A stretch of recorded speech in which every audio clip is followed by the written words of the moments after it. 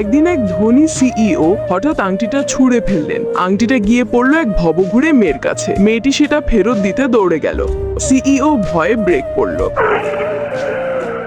CEO নামতেই মেয়েটি আংটিটা ফেরত দিল। সেই সরল কাজেই সিইওর মন গড়ল। সে মেয়েটিকে দেখে হঠাৎ বলল, আমাকে বিয়ে করবে? এভাবেই মেয়েটিকে বাড়ি নিয়ে গিয়ে পরীক্ষা করানো হলো। তখন জানা গেল তার মাথায় আঘাত লেগেছিল, তাই তার মানসিক বয়স এখন 6-7 বছরের শিশুর মতো। শিশু সুলভ সরল মেয়েটিকে দেখে সিইওর মনে সত্যিই ভালোবাসা জেগে উঠল। দুজনের মধ্যে শুরু হলো মিষ্টি ঘুনছুটি ভরা সংসার। কিন্তু শীঘ্রই বাধা এলো। দুষ্টু শাশুড়ি মেয়েটিকে অপমান করতে চাইল। সে বলল, আমার সামনে হাঁটু ঘেড়ে মাথা ঠুকতে হবে, তবেই টাকা পাবে। সরল মেয়েটি টিভিতে দেখা মতো সত্যিই মাথা ঠুকলো আর বলল, আমাকে টাকা দাও, আমি মিষ্টি কিনবো। এটা দেখে সিইও স্পষ্ট জানিয়ে দিল, ও আমার বউ, ওকে আর কেউ বোকা বলবে না। কিছুদিন পর এক ভোজ সভায় মেয়েটিকে আবার অপমান করা হলো। শাশুড়ি চাকরকে দিয়ে বড় হাড় ছুঁড়ে দিল, যেন মেয়েটি সেটা কুড়িয়ে খায়। কিন্তু মেয়েটি বুদ্ধি খাটিয়ে হাড়টা কুড়িয়ে নিয়ে শাশুড়ির মুখের সামনে ধরল। তুমি খাও, তোমার জন্য। সবার সামনে হঠাৎ মেয়েটি চড়ে বসলো শাশুড়ির গায়ে আর হাড় দিয়ে তাকে মারতে লাগলো। চারিদিকের মানুষ হতবাক হয়ে তাকিয়ে রইল। ঠিক তখন সিইও এসে দেখলো তার স্ত্রী হারেনি,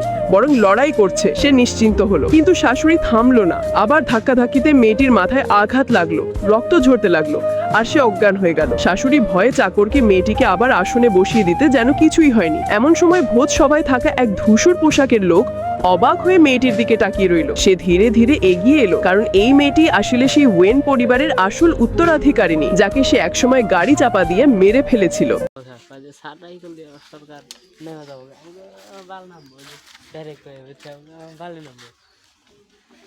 যেদিন আমরা না মুহে দিন ভালো না সারে দিয়ে কবে তুলে মিলে দিব না কতক্ষণ সবাই সারে গলে তুলে মিলে দিব।